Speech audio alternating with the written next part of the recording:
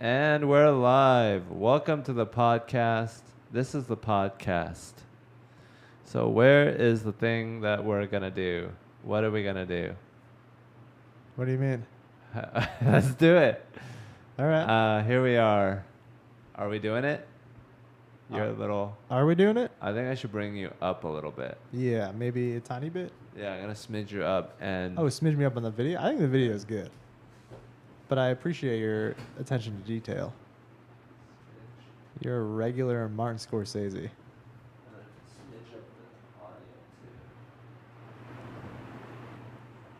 All right. Yes. Oh, and this fan. Okay. Are you going to keep the fan on? So... Oh, I heard a fucking pop. What do you think about the audio, the video for me? It looks like it's a little slow. It's a little slow. If you Choppy. can notice the slowness, do you think like this is a good test to see how slow it is? Yeah. You're missing frames there. That's a nice camera. This one, I guess, is not as nice. No, This maybe I one- need to get another one. Not as much meant for video. Yeah, this is more like a camera for pictures and photos. I've seen a lot of Asian tourists with those types of cameras. Yes. Yes. They're hefty. They got a lot of lens. A lot of it is meant for taking photos Yeah. by volume. Look how much stuff they brought to take photos. That's how important photos are. I steal the pose every picture I take. I just do a peace sign. I like It's this. non-threatening. Yeah. It's gay. You don't really. It's like American flag is too divided. Peace is like a world. You know, if Well, you you just. can't really do an American flag in a photo. I'm just saying. You know, it's a non-political. It's a non-political gesture. Most gestures are non-political, Yeah. except for the black fist and Yeah.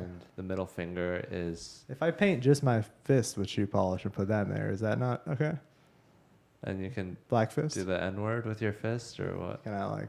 Is that not? You can always do it. Just be like, this meant white power. Oh yeah. Do you think that the audio is good?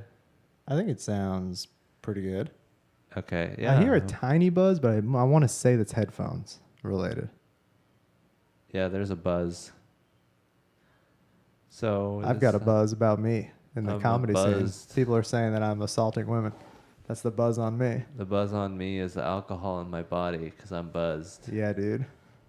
Call me Buzz Lightyear because there's a buzz in my audio equipment. These are new arms. These are new mics. Those are the new old arms? Shure SM7Bs. You have surgery on them? What happened to your old ones? No, I like jokes. What was I going to look up? You think this is good? I can't. Oh, I was going to look up this podcast that we're doing. You're going to look up a different person to text to come here instead of me? Mics.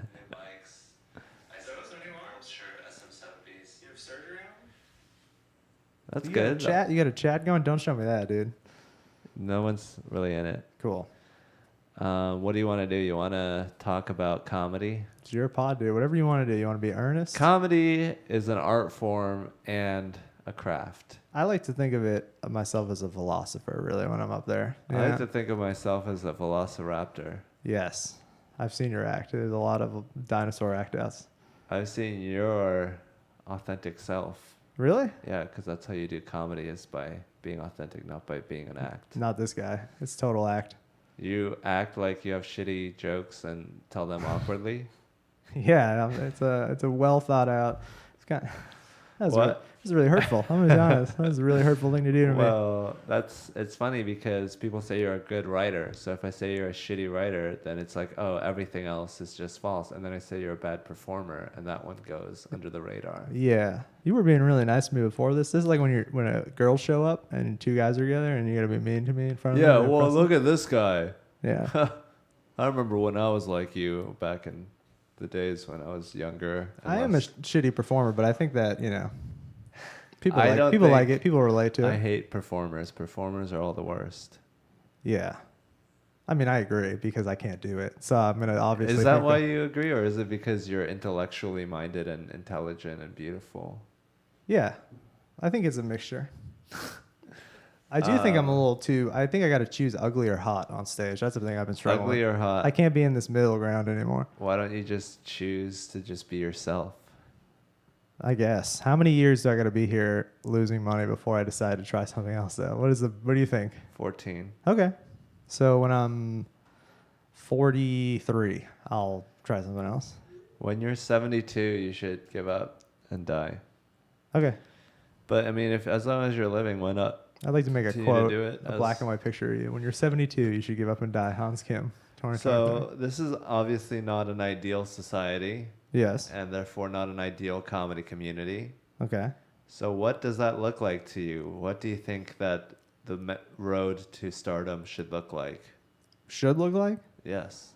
I think a lot more white guys should get chances, especially Okay. ones that So say racial segregation. racist and homophobic things. I would appreciate if those guys would get And bolstered. Also, financially, where do you think the money comes in, and how do you think it's divided?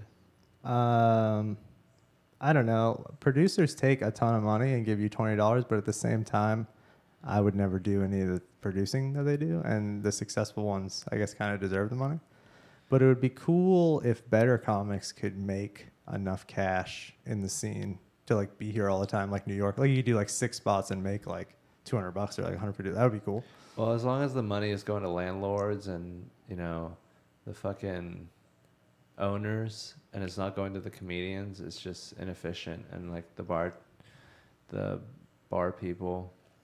But it's like if you don't have a dream and you're pursuing something that's more career oriented and just making money, then you need that money. And if you're having the art and the dream, then you don't need the money because you're having creative freedom and like hope of future success. Yeah, it's like people who program and develop video games, they often like go to a different field like dental software because the video game guys, they're exploited because it's like their dream to develop World of Warcraft. Yeah. But like no one wants to do Dental medical software. Yeah. So they ended up getting like underpaid, even like huge people that are important to big companies. So it's, you know, it is what it is, I guess. Yeah, I mean, I think it's unfortunate, but I think if everyone is taken care of, like through just universal healthcare and just like welfare and just like housing and food, then you don't have to pay the bartenders and waiters that much. And then, because they're already being taken care of. I'm on fucking board. You know And that then I lost my fucking job. All that money can go to the comedians and the people that are actually doing the thing that is bringing people in. Yeah. No, for sure. I mean, I just lost my job and it's a real, no fault of my own. It's a real bummer. Yeah, it's like your life is different and changed, and it's the outside powers that are doing it to you, and you don't like the feeling of the interference from the outside world. And I worked full time before I started comedy, and then I kind of started doing part time like shortly after. And it's wild that if you either have two choices, you work 40 hours a week and you have some rights like severance or whatever, or pregnancy shit, or you work part time and you just are disposable, have no rights. It's like there's no middle ground where it's like, can I just have some protection? Like, could I get $800 extra on my last check because the company sold the building for $8 million and took me out of a job 1 week in advance? But you know, unless I'm gonna get a gun and go down there. Yeah, I mean, what are you gonna do? Go down there and protest? It's like I'm ready to go to the state capitol. There's not enough rights for you and workers and part-time people.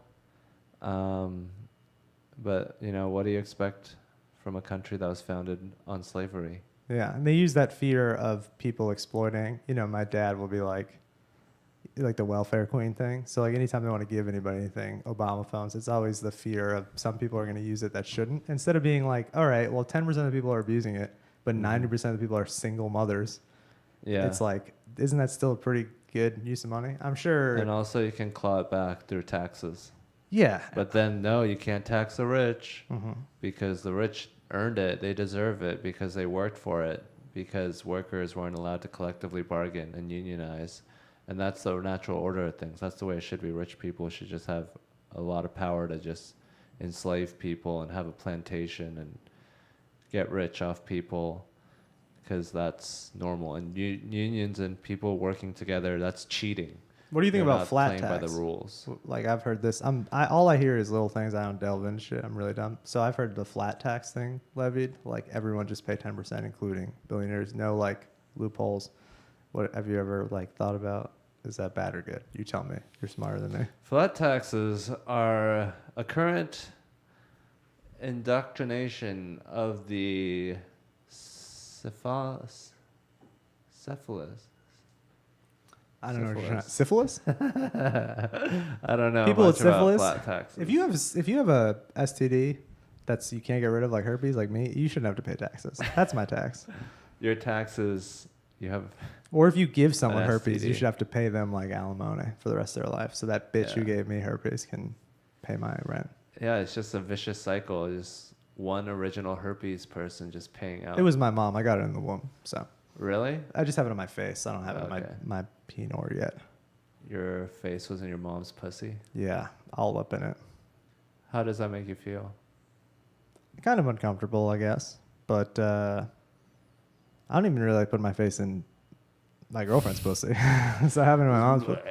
Your I mom's know, all these guys who pussy. talk eating pussy is fun. I mean, it's all right. There's a camera there. Oh, look at that delay. It's fucking up my act out. It's like a light beer. I'll have one, but like I'd rather have something else. You know what I mean? As far as his pussy eating goes.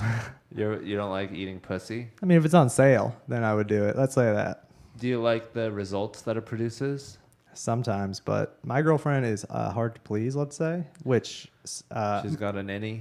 well, most of the girlfriends I've been with are, quote, hard to please because I'm not, quote, like good at sex, but this one's especially hard. So it feels like I put a lot of work in, and then it's like, Meh.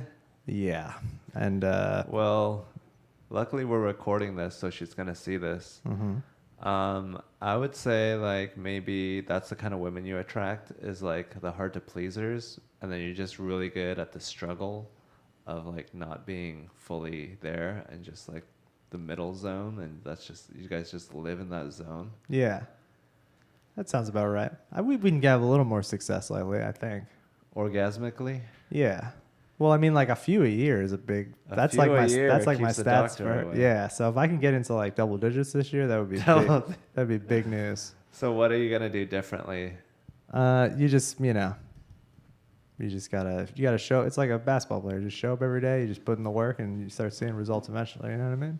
Okay, that's fun. I mean, you're getting to know her. You're getting closer. You guys are figuring out each other's bodies. Yes, we are for sure. Almost 2 years now. I started dating her right when I moved here. What's something that she does that makes you orgasm uncontrollably? Like anything, I can come like very easily. I have Are a you huge coming problem. now? Huge premature ejaculation problem. Really? Is that kind of feel good though when you do it and you're like, oh? Honestly, it feels better if I can not, because then I feel like I could just come in like a minute. It doesn't feel that good. It's just like there's no something sensitivity. from my own life is I've been inside a vagina doing the sex, and then I want to come, Yeah.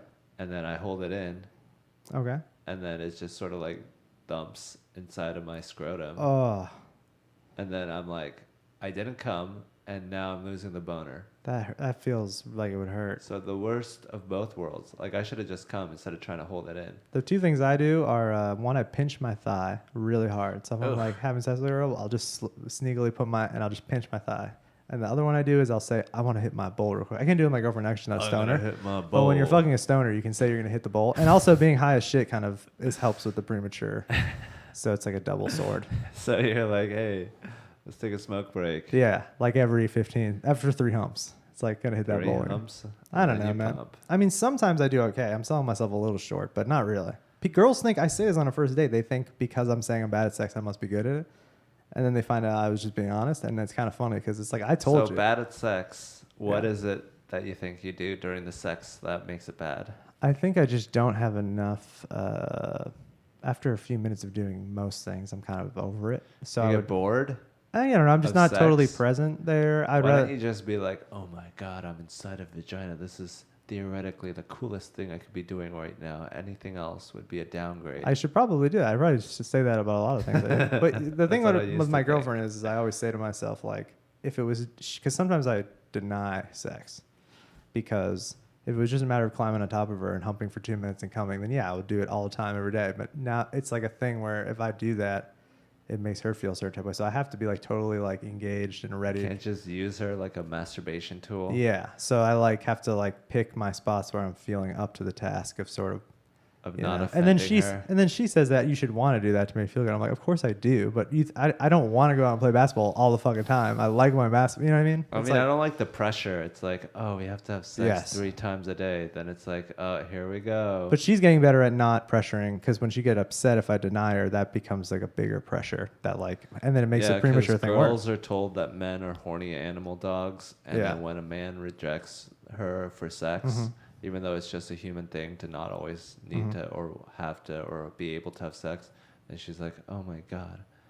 I'm so sad. Yeah. Even men don't want me. It's like, I'm going to just go to the bus stop and pick up a homeless. Yeah. To feel desired and wanted, because Paul is distracted after 2 minutes of sex. Yeah. He's thinking about Super Smash Brothers.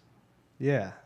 It's always kind of been an issue, I think, in relationships of mine. That's why I don't hook up with girls, because I just... Well, honestly, the only thing a girl can really ask of you is for you to fucking, make her come to the best of your abilities. 3 times a year. 3 times a year. And then also to just come yourself. Yes. And whatever you have to do to get that to happen. No problem with that. I'm always there. I'm batting 1,000, I would say, in our section. Me and a girl, maybe one time but ever. You don't like to start it because it's a lot of work. I mean, I'll start it, but yeah, I once heard Mark Norman say something like, it's like part of being closeness in relationships. So I just have to like have it in my mind to like set time aside or think like when I get home, I'm going to, start something like, and not, because if I just ignore it like anything, I'll just won't ever do it for like long periods of time. So what is like your time when you had sex and you were like, oh my God, I just did that embarrassing thing? One time I drove to Western Mass to have sex with this Asian girl who was like 19. And then... How old were you? I was probably like 25 or something like that. Oof. And then she was on Tinder and she just straight up was like, come here. And she was so hot that I thought I was going to get there. And then she wasn't going to be there. And then she walked out the front door to get me from my car. And I thought, I'll probably get mugged by her friends once I... You know what I mean? It was just one of those things where How are you preparing for getting mugged? I just accepted like... You're like, I'm going to get hit. Yeah. Protect the head. Give them the money. Yeah. Anything that you were going to keep and fight to the death to keep? No. I mean, I don't know. I don't even know. I just got out and but I just had this feeling that there's no way it's this easy, because it usually is not. Yeah. And then we watched Eraserhead, and the beginning scene is this really slow zoom, I think on the moon or something, and we already started hooking up before. What idea was that? I think it was her. She's a weird. Most of the girls I hook up with are really fucking weird. Yeah, and then, that's what you attract, because you're such a... artiste. You're such a sensitive boy. Yeah. And then... we hooked up a little bit, and then I ended up driving home that night. And okay. I texted her a huge thing saying I had such a good time and all this shit. And it was really embarrassing in retrospect, like, to send this long, because I really wanted to hook up with her again. And I should have just not. I should have just been like, thanks for having me. I sent like a 2-paragraph thing about how, and then she just never texted me back. And wait, you fumbled? Fumbled so hard. Yeah. You were like, just be like, it was awesome. I would love to do that again sometime if you ever would. Yeah. I would love to do that again. I've done shit like that a lot in my life. I came inside a girl named Oak Fist. I'll circle back to you. I'll have my people contact your people. I raw dogged a girl named Oak Fist one time, and I came inside of her, and the next day I was drunk, and the next day I was like, you should not be coming inside people with names like that under any circumstance. Oak Fist. Her parents named her Oak Fist. Her parents are from Portland. Well, isn't it cool that when you're young and hot, you have so much power, and then people act weird, and you're like, ew, gross. Let me reject weirdness, and then you can just cut that out of your life. Yeah. And it's like, that was quick and easy. I can just cut out the disgusting parts and just keep the good parts. And then you get drunk with that power, and you just start cutting and cutting until soon you're 40 and you're all alone and sad. I think that's part of the reason I sort of detached my brand from wanting to be a pussy hound. Like, after being out here and seeing all the comics do it, it's fun for one or two of the girls I hooked up with when I first moved here before I started dating Alyssa. They were with my friend and a girl that he was hooking up with, who's just a friend of theirs, and they were like aggressive towards like saying that they thought I was cute, and I was very like dismissive, like I don't care, and then that makes them want to fuck you more or whatever. Right. But I'm honestly doing it. It's not a game. Irrational response. Yeah, it's not a game. It's just like that allows them to go fully indulgent into their desire, and it makes them feel like they won after they sleep with you. And I'm not doing it as a game, but it's like it tends to get me laid more than like trying to get. When I try to get laid, it very rarely works out if I'm ignoring someone for a long. Well, thanks for being on the podcast. What the hell, dude? What? 19 minutes? What's wrong with 19 minutes? That's fine. It's your podcast. I mean, I thought it was a fire 19. Jesus Christ. Keep